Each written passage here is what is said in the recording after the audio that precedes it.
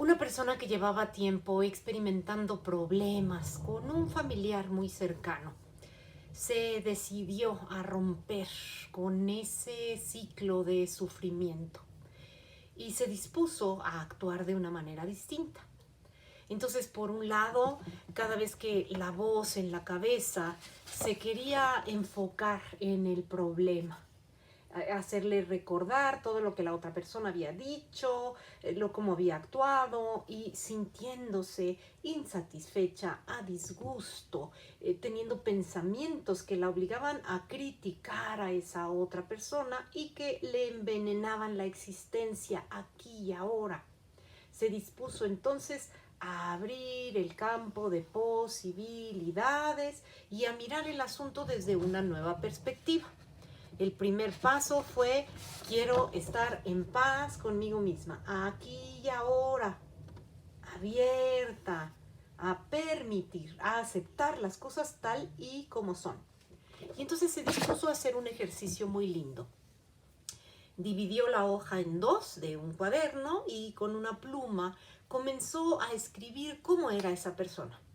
Empezó a escribir: ven, es muy controladora, muy manipuladora, muy egoísta, me choca porque es grosera cuando habla, bla, bla, bla. Hizo toda su lista de lo negativo de esa persona. Y entonces empezó en esos adjetivos a reconocerse y a decir: pues yo también a veces puedo ser controladora, o a veces me han acusado de ser controladora. Yo también a veces he podido ser grosera con algunas personas.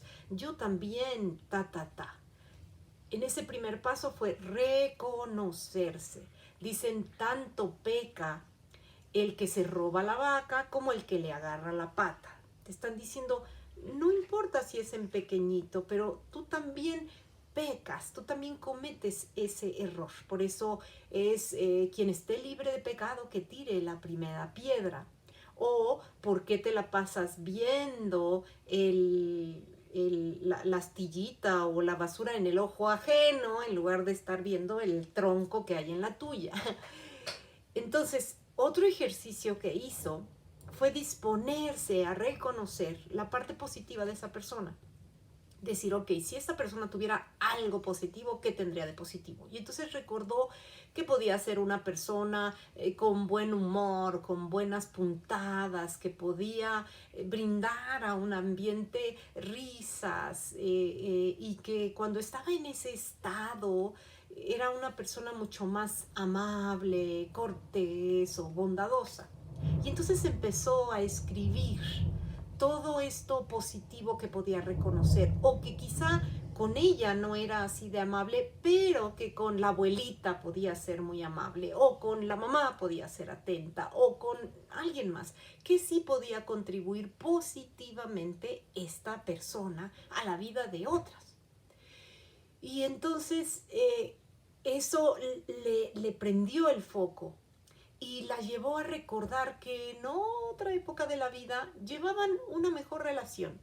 Y entonces se fue al baúl de los recuerdos a encontrar alguna fotografía de algún viaje que hicieron o de algún momento en que esta persona la había apoyado o había experimentado armonía o bienestar en determinado evento, familiar o no. Se dispuso a buscar y encontrar fotografías. Y entonces a poner esa fotografía cerca para recordar esa sensación que tuvo en ese momento. No aquella de allá y entonces donde hoy se sentía indignada, enojada, menospreciada. No, aquella fotografía que le recordaba risas, buen humor, alegría, buen ánimo. Y fue la manera en que empezó a enseñar a su mente a no estar como disco rayado, recordando una y otra vez lo negativo y envenenando su vida aquí y ahora. Y se dispuso, me encantó también porque alguien más me compartía una frase que decía: todos los días, ¿a qué te dispones? ¿A regar tus flores hermosas o a regar la mala hierba? Eres tú la que decides qué es lo que riegas, resentimiento, dolor, malestar o amor, bienestar, paz, serenidad. Tú eliges, tú decides y tú recibes los efectos de eso que has decidido hacer. Gracias, como siempre, bendiciones, namaste.